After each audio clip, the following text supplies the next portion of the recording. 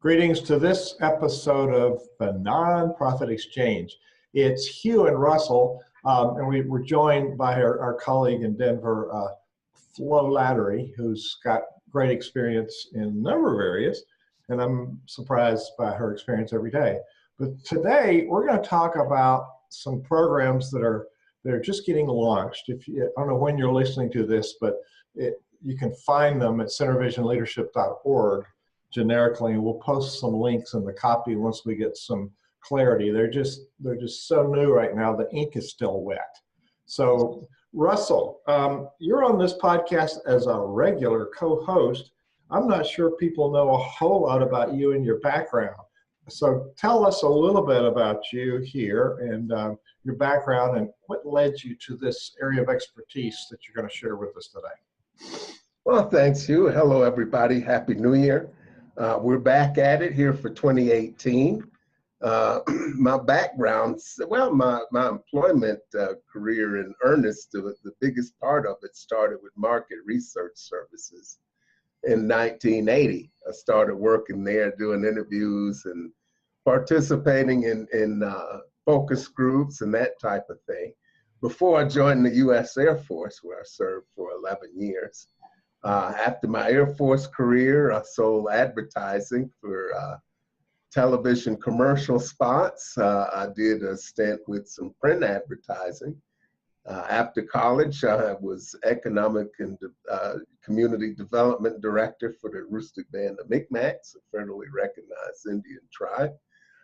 Spent a year at Child Development Services in Northern Maine as the business director for the Aroostook County site. And from there, I proceeded to Denver, Colorado, where I spent 5 years as an auditor in the Small Business Self-Employed Division of the IRS. So that's kind of the journey in a nutshell. And from there, after some health problems that I recovered from nicely, I decided that beating people up for money was no fun, and looked at real estate and a few other things that really didn't excite me. So I went back to what brought passion to me, and that was actually going out and helping people. And I got a chance to do that with the Aroostook Band of Micmacs and Child Development Services in operation, in nonprofit type operations. And so that was an interesting education on the ground. If I had known what I didn't know when I started in, I might have ran for the exit screaming, but I did not. I just had to roll up my sleeves and try, and I did a lot of things by trial and error. And today I like to try to help organizations that are helping people avoid some of those pitfalls that I fell into so that they can go out and make a difference without feeling like they're under the gun all the time. Sweet, sweet. So give us a little, you got two programs that we're going to talk about today. What are the names of them? Why did you create them? And what's the benefit of people looking at these programs? Well, the first program I created was 4 Steps to Building a High-Performance Nonprofit. Because what I found out in people that I worked with some agencies that didn't have any support. And I worked in organizations, the organizations I named before, and we didn't have a systematic process for going out and getting the people that we needed or connecting with people or to come up with sustainable funding. We didn't have any systems for any of that. And so as a result of that, we were working in emergency mode where chaos was the order of the day. And we got a lot of things done, but it could have been a lot easier if we'd had the right systems and stepped back and got clear on what it is that we were about from the get-go and have a systematic plan to reach out to people who would be most likely to support what we're doing. So that's the first course. Our newest course, which will be ready within 2 weeks, is Building Successful Fundraising Plans. And this addresses what's popularly known as the elephant in the room, it addresses money. And so how do we go about getting money? There are a lot of revenue streams in there. And this course is designed to show nonprofit leaders what all of their options are and how they can go about doing this in a systematic manner that will actually serve them so that they can create a sustainable plan and not raise money in emergency mode. Not in emergency mode. So with your work inside of a charity, what are some of the biggest challenges that you're addressing with these two programs?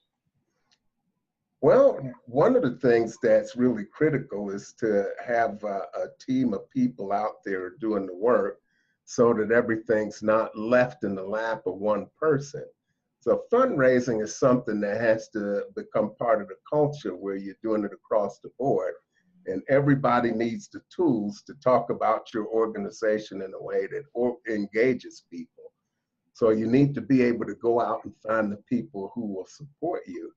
You need to be doing things that are really centered on what you're good at. A lot of people waste time trying to fix weaknesses and invest a lot more time trying to fill gaps, trying to deal with weaknesses rather than working to their strengths. And one area that I saw that was really problematic was getting people to collaborate with other agencies. You can even have that problem within your own organization if it's big enough, getting people on the same page to collaborate. So it's working to your strengths and finding out what you don't have, and maybe looking at some alternative ways to go out and get them. You know, some organizations rely on grant funding exclusively or one other source of funding, and they've got most of their eggs in one basket and they don't have enough different streams of revenue to take care of the tough periods. And some sources of funding are better than others depending on your situation. So that's something we look at. What type of funding is right for you? What are some of the things that are out there? What's good about them? What's bad about them? Everything has advantages and disadvantages. So you have to really take a long look, and it's important to have all of those tools out there. That's why I created the Building Successful Fundraising Plans course, because it's a very broad field and there are a lot of options out there. But understanding what's going to work for you, what some of the advantages are, is really helpful. And to get those building blocks to actually put a plan together. And that's what that course is designed to do. You won't necessarily be an expert, but you'll definitely understand how to identify what it is that you're doing, who you serve, what you're best at, who are people that are going to be most likely to support you, how to reach them, and how to go about getting some of those resources.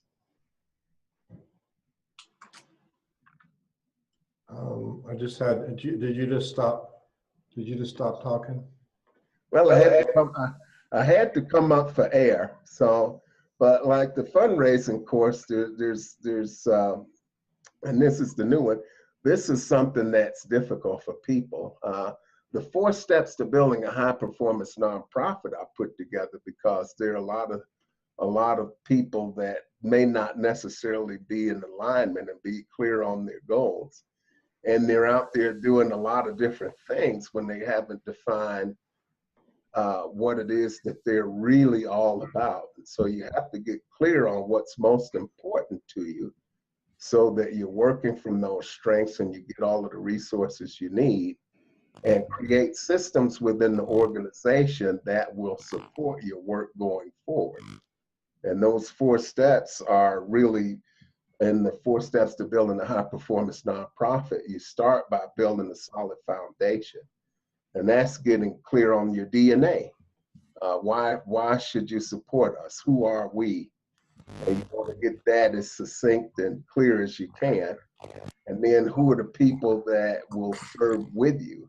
So you build your leadership team, you decide what your core values are, Once you get people on the same page with that, the second step is to create effective action plans. So you eat an elephant one bite at a time. So we look at all of the things you want to do, and most organizations are set up with the idea of creating massive impact. And to do that, you have to sort of reverse engineer everything.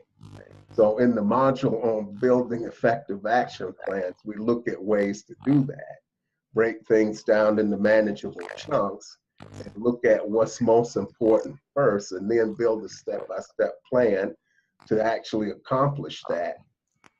And to break things down in a way that you're able to look at what is it that I need to do from day to day. And the third module is to stay on track. So you have to measure everything you do, both as an organization and with your programs that you put out there. So staying on track talks about evaluation of your programs, how to design programs to make sure you're getting measurable results, and to look at how to measure whether your organization is effective in its primary areas. So that's what staying on track is about. And in the fourth module, communicating the value that you bring, is how to talk to your various audiences, where you do an analysis on the people that get your services, on donors. You look at potential funding sources and break down what it is that's important to them so that you can talk to them in language that is relevant to them, because it's about these people we're serving, not about us. And so the language we use has to resonate with them, and communicating value. And I don't hear a conversation about value when you talk with nonprofits. They talk about impact, but what it is value. People are looking for value. You know, where are people that you serve starting? Where are you going to bring them to, and how important is that? So everybody's got a different view of what the value you bring is, but you have it, and that's why we spend a lot of time on the front end looking at who you are and getting that DNA down so that you can communicate that effectively, and that's what that fourth module is about. And it's, of course, you could really do it as you're getting ready to start an organization. I think it's easier to start with the right building blocks, but if you're an established organization and you're having some difficulty, it's still useful to go through all of these processes in that 4 steps to building a high-performance nonprofit course to help right the ship, as it were, or maybe you've lost sight of some things, suffered from a little bit of mission creep because you looked for some grant money or something that wasn't exactly in your wheelhouse, but hey, it sounds like good money, so let's go for it. So we don't want you to do that. You're less effective that way. So this is a course that can help people. That's, well, they both will. And you've given us a whole lot of data here. I wanted to unpack a few of them, but before I go there, Russell is one of the certified, what we call Wayfinders with CenterVision Leadership Foundation. Why don't you explain a little bit about what the difference in a consultant and a Wayfinder is, Russ? Well, a Wayfinder is somebody that actually doesn't come in with the answers for you, because there are so many organizations. Everybody is unique, and that's why you need to spend time really figuring out what your DNA is, because everybody's different. You've got different personalities. You've got different ways of approaching people. You know, Wayfinders are people that walk in and ask all the right questions. It's asking the right questions that's important, not coming in saying, we've got a prescription for you, because you've got unique talents, unique resources, and unique genius. So it's important to build from your strengths and work in a way that resonates with you. And that's what Wayfinders do. I really resonate, and this is part of what we teach together, resonate on this. Let's not spend time on all those piddling skills we have that will never be, on a scale of 1 to 10, they'll never be a 10. Mm-hmm. So why not spend time on 6, 7, and 8, getting them to a 10 or 9, and then delegate things that are 5 below to somebody that's already got a high comp in that skill set. So I think we spend a lot of time majoring in minor things, as the old saying goes, in any kind of leadership. So as we stay focused, stay on track, what do you see are some of the challenges that people have in staying on track? I think you're exactly right. The DNA, the grounding, who are we? What are we doing? Why are we doing it? What's the impact of our work? All of that foundational stuff is really critical. Otherwise, we're really not going to attract any funding. Just, we have a good cause, we know it, but we can't communicate it. So part of what I'm hearing is the exercise of going through and clarifying all of those elements then gives you a clear idea, but there's a scripting piece there. So how do people equip themselves with scripts about what's important? And then the other question I asked and didn't give you a chance to answer was, what are the biggest time that you want to get us off track? Focus, staying on track is one of the things that you help people do. Well, it's part of the difficulty of staying on track is we don't always know what to measure. And that really starts with program design. When you actually create your programs, it's important to know what is it that you want to give people? Where do they start? Where do you want to take them to ultimately? And you may have to do that in stages, which means you have to do multiple programs. So that's a really important thing to look at. If you design these programs and you have your measures built in, then it'll work.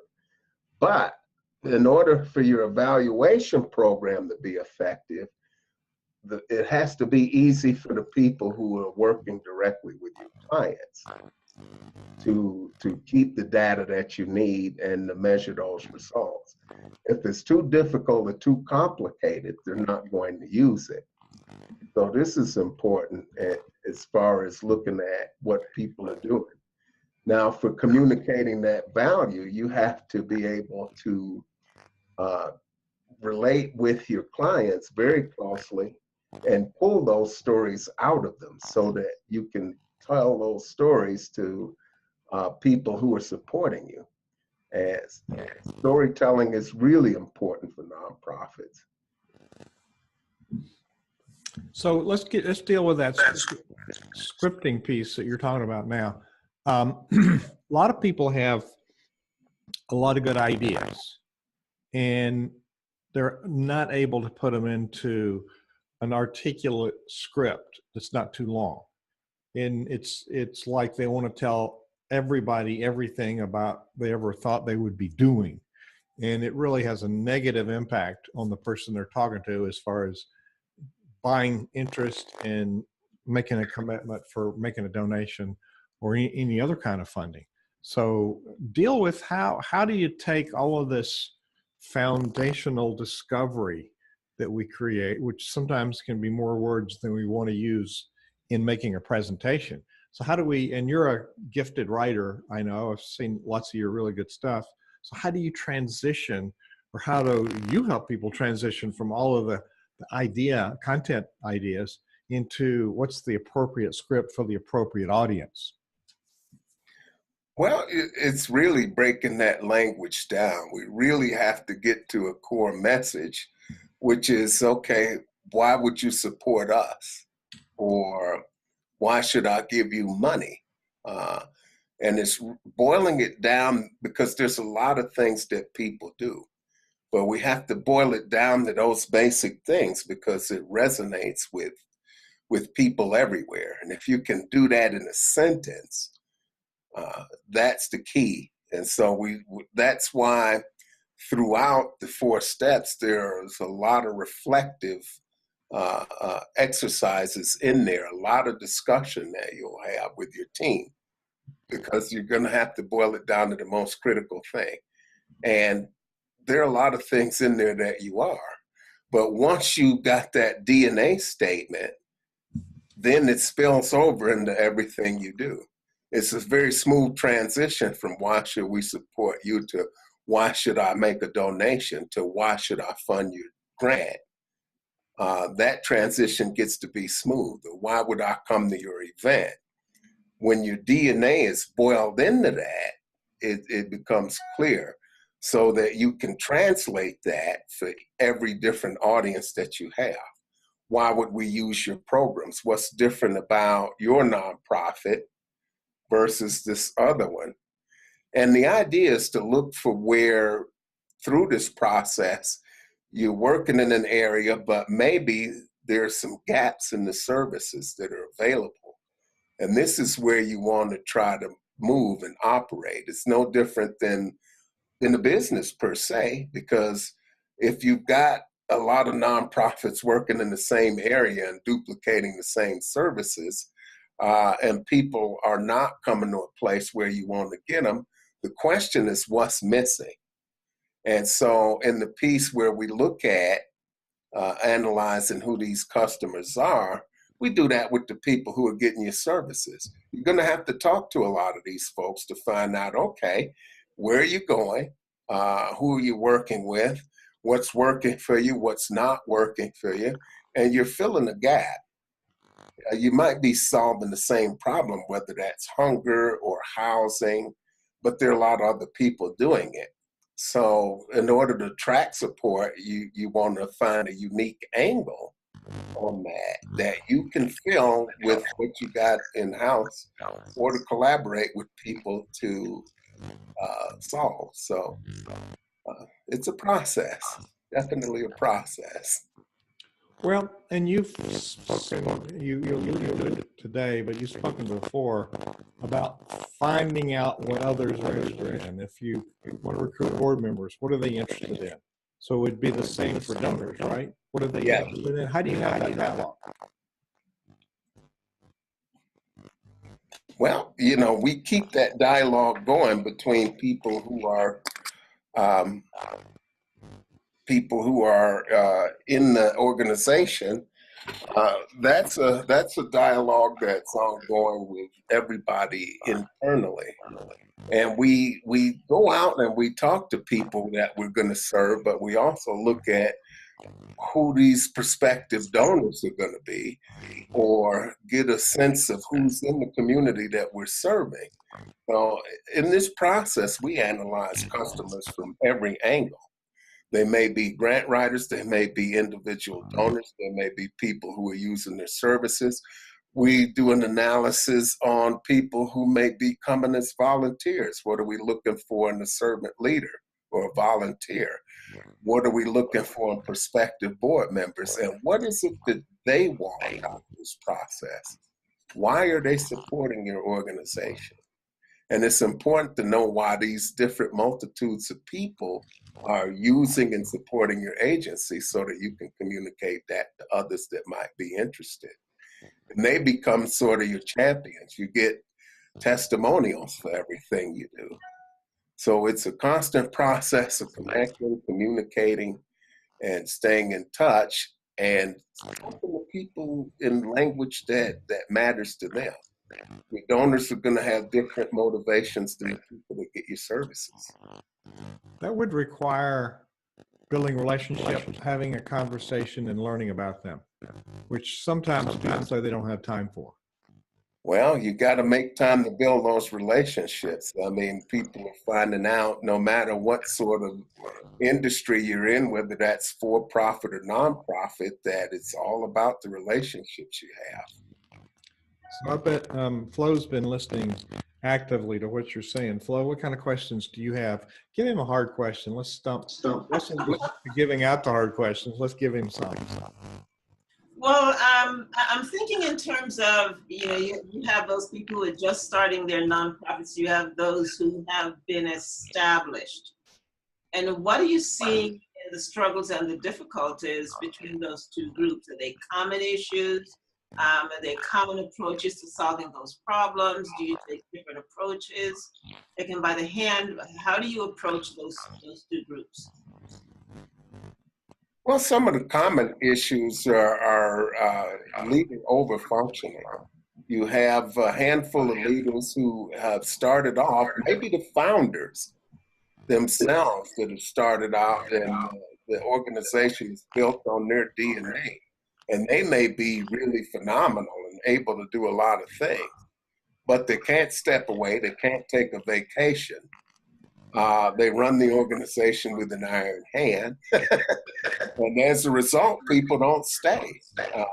So that's a situation that's pretty common, is to have a few people that can do a few things, and they're trying to do everything, and they're burning out, and not really taking the time to recruit the right volunteers, the right board members. That's something that happens with both organizations. And if you start off on the wrong foot, and there are people that want to support you, but do they bring the skills, the knowledge, the connections, and the other things that you need to grow to the table? And if not, or what is it that they want out of it? You know, a lot of times people aren't clear on what they want out of the experience. So those are pretty common problems, and money's always an issue. With the established organizations, they typically will hit a place where they plateaued. They don't seem to be growing. They don't seem to be attracting new support. And the biggest thing is donor retention. They get people, but they're not keeping the ones that they get. So for those owners that are the ones you just described, that, you know, they are the head cook and bottle washer. They think they have to run everything and do everything themselves. They really haven't taken the time to build an organization. And sometimes I think it's just that the intention is there, they just never got around to doing it. Okay, they're in the, you know, the hamster wheel. They're doing what they're doing over and over and over again, and they haven't taken the pause to say, well, how do I get the help I need? How do I get the structure I need? How do you change that mindset? Well, it takes a lot of effort, especially if you get somebody that's really been effective, been a power driver, been great at making some connections, but it's just done everything herself or himself. It's really, that's kind of what the book, The Founder's Dilemma, talks about. They get a hold of it. This is my baby. I want this done. Maybe I need some help, but who can I trust? And well, you know, it would be quicker for me to just do this myself than to show somebody how to do it, or to bring somebody in. Or a lot of times it's an issue of saving money, saving time, which over the long haul, after a while, leads to that burnout. And you just can't do everything. And when everything looks like an opportunity, there are people that are serial entrepreneurs. They just go out and grab it. And yes, it might be something that fits, but you really got to have an idea what your big picture looks like and decide what needs to be done first. And if you do too many things at once, if you don't have that infrastructure, you're bound to crash. You've got to take that step back and do the most important things first. Once you get a system built for how you put these things in the can, it just becomes like clockwork when you got the right people. And then you can draw that support and expand. And growth is a problem for a lot of organizations, you know. You got to have those right people and put people in places so that you, as an executive director and a CEO, are doing only the things that nobody else can do, and you're handing everything else off to your team. Thank you. Well, that's a good piece of wisdom. And you know, Russ, you and I both seen executives doing way too much. And they're trying to do it all, and they're robbing team members of an opportunity to do some meaningful work. And they're thinking they're being helpful, but they're really not. And they're getting burned out. The team's getting frustrated, and it's, you know, it's a downward spiral. You talked about other streams of revenue earlier. The saying is, if you have one stream of revenue, you will have 100% chance of going broke. So speak about diversifying those income streams. Well, there are a lot of different types of revenue out there that people may or may not have thought about, and you can over rely on one specific stream to your detriment. Now, you don't necessarily have to have 12 or 14. The idea is to have a number of streams, and you can come to a place where you've got so many different streams that you're not handling any of them effectively. Mhm. But it's really looking at the industry that you're in and what opportunities you have to bring value. Because some nonprofits, by their nature, by their structure, or the business they're in, may be able to generate what's called mission-based income from it, which is where you're charging fees and services for the services or programs that you're running. But you can do that as part of your mission. There are nonprofits that have businesses that are completely unrelated to the mission.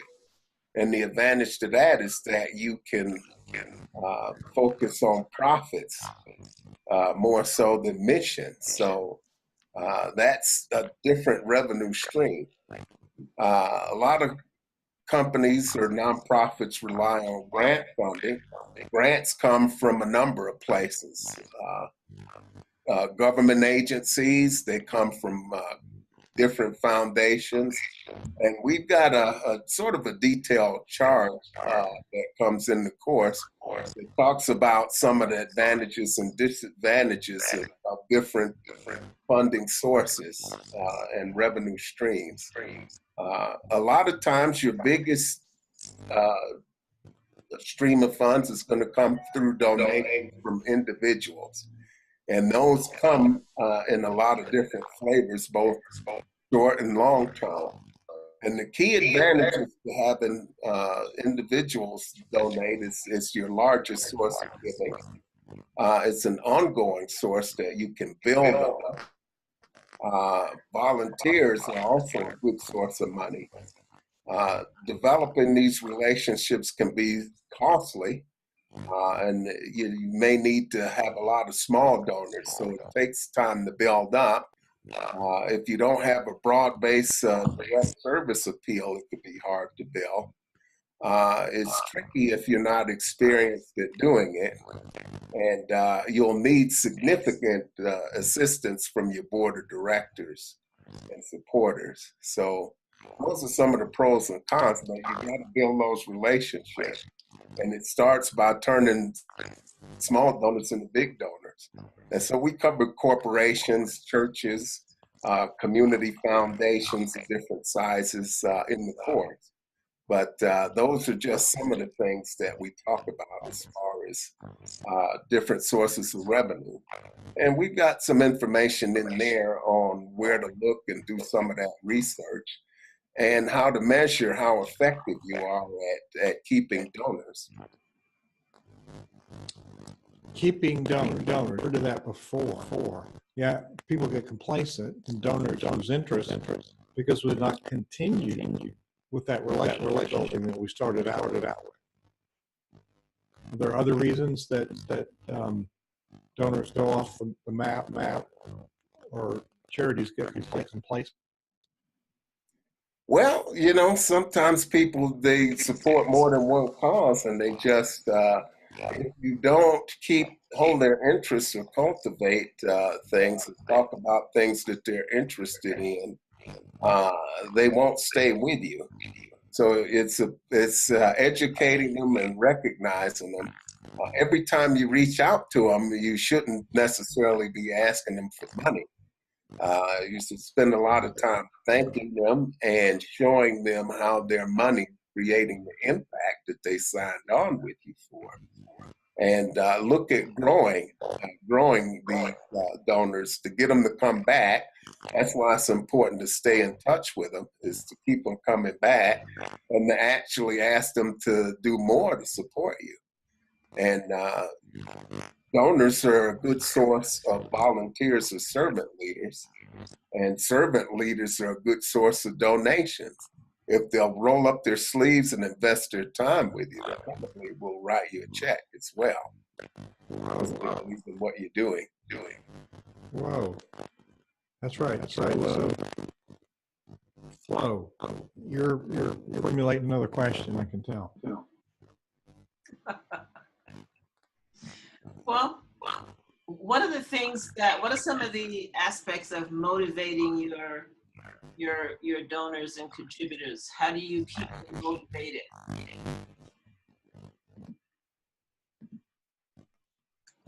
Well, it's that staying in touch and finding different ways to thank them.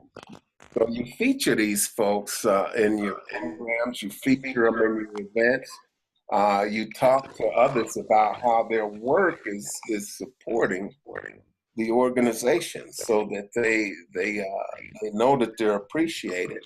It's important to do donor appreciation events where you're not asking for money, but you're just recognizing some of your donors and making a big deal about how their contributions are contributing to their work. So it's always staying in touch. Part of staying on track, the module we talked about in there, is finding ways to measure what you're doing. And that involves constant conversation. Maybe surveys, contests, find different reasons to reach out and ask them what it is that they think about what you're doing, what you can do better, what they'd like to see more of, because they're passionate about your cause. So why not actually leverage this brain power from people that support you, whether they're your clients or your donors? You know, they're all willing to share their opinions if you reach out and ask. Organizations usually, we just went through year end, and there's always a big push at year end to donate and get, matching or tax deductibility. Are there going to be impacts? Do you know at this point if there's going to be negative impacts to contributors and donors based on the new tax bill? Well, I'm not very familiar with that, and I've started looking at that. And it definitely favors the higher income givers. And so I think we could see a little bit of a downturn because after this year, donors who don't itemize will not be able to take those deductions. Right. So I don't know how many people that's going to impact, but it's possible that will impact the amount that comes in. And so how do organizations compensate for that? Well, it's really important to communicate that value that you're bringing and stay connected to those audiences, because that's going to be the power of the relationships that you have that's going to determine whether people continue to support and to support at the same levels. Other things like the estate tax can have an impact because that's huge. That's just about double what's exempt now. Estates of up to 11 million for single and 22 million for couples. You don't see any tax until you exceed those levels. So that's a lot of people set up the plan giving and bequests on the basis of avoiding some of those taxes. So I don't know how that's going to impact the higher income folks as far as what they donate. It'll be interesting to see how that all fleshes out. Yeah. There's been a lot of needed changes in the tax law. I'm not sure that one's over well, is it? We just have to sort of wait and see. It doesn't look like it's going to have a very good impact just on the surface, but a lot will depend on whether donor advised services can continue to garner the type of support they have, donor advised funds, that is. If they can continue to garner the support they've been getting, and just keeping people engaged in solving all of these problems. Government funding's being pulled away from that. So the private sector and the government are not really structured to handle the type of problems that we've got going in our society. So nonprofits and social enterprises are sort of that third sector and that fourth sector that are getting out there and trying to leverage impact-based investments to try to solve these problems. So as we are doing the wrap here, Russ, let's go back and programs and just give a name them just as a reminder here. Well, yeah, 4 steps. The introduction to fundraising course looks at why you should have one. And so some of the things that you'll get out of that course will be an understanding of how to apply the ingredients that you need to create a comprehensive fundraising plan. You'll gain clarity on who you serve. You'll gain focus on the most important activities you engage in and the results you want to get. You'll have a complete and thorough inventory of the resources that you currently have on hand and understanding what you need next. You'll get a solid foundation for calculating the costs you need to fulfill your mission, and that includes analyzing where your revenues are currently coming from. You'll get tools for gathering information and understanding things outside of your organization that can impact the way that you operate. So, and then you have a list of resources that'll help you gather some of the most important information that you need. And so we created a Facebook group, the Fundraising Success for Social Profits, and that'll be a private Facebook group that's included with the course for dialogue, live Q&As, and a place to connect with other nonprofit leaders in the community where we can answer questions that are more detailed. And as we go along, we'll just continue to answer those questions and make sure that you get what you need here in the Cinevision community to continue to stay on top of fundraising as a plan to build a great plan. And we'll be talking about different resources on that page, doing Facebook Live. We'll talk about other resources. There'll be updates on the impact of the income tax and other things. So we'll be making sure that you get all of this information. This is a high value package that will help you put together a fundraising plan and give you a look at the landscape. And as for the 4 steps to building a high performance nonprofit, you'll get that clarity that you need, but you'll be able to build solid action plans and put your work together in a way that's manageable, it's not overwhelming.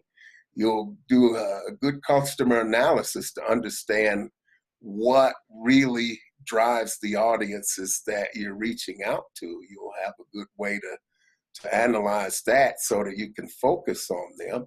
And you'll understand your strengths, and you'll actually build a shopping list by the time you're done with that to get people that are aligned with you so that you can go reach out to people to collaborate with.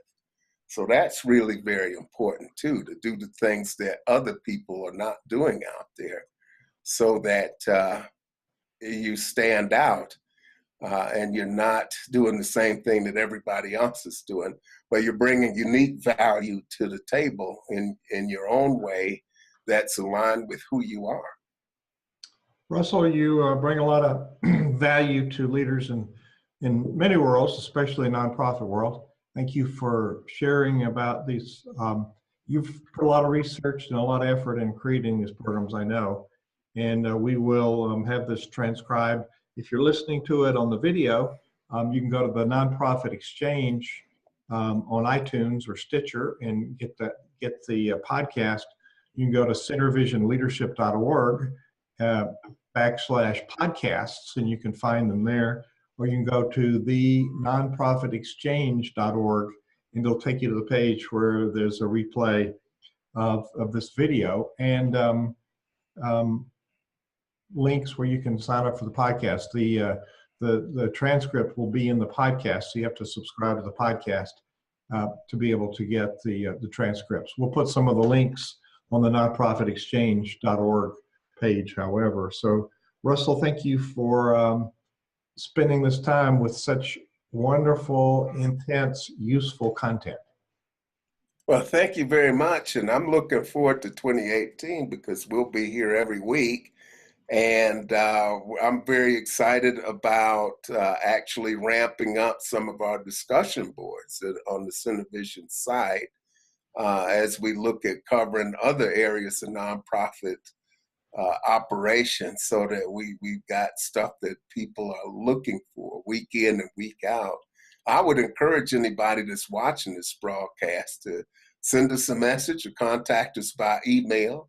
Let us know what things that you're very interested in and what you'd like to hear more about, because we're always putting quality products together. But we want to serve you in ways that you want to be served. And that's really what's most important out here, serving people the way that they want to be served, so that we can bring them the most valuable information to help them. You're out in the trenches and you're serving people in need and solving some big problems. So the climate has shifted a little bit from a tax perspective and from a government perspective. The government's just not going to do it. And as I said, private business isn't necessarily structured to tackle some of these social problems. So we're on the new frontier, Hugh. We've got all sorts of benefit corporations and socially responsible businesses. We've got impact investors who are not just looking for the bottom line dollar, but are looking to make a difference. So it's a changing landscape, and we want to be in the middle of that, help bring that to you so you can get out there and do what you do best. Wise words indeed, Russell. Thank you for being on the hot seat today, and Flo, thanks for hanging out with us. Absolutely, you're welcome.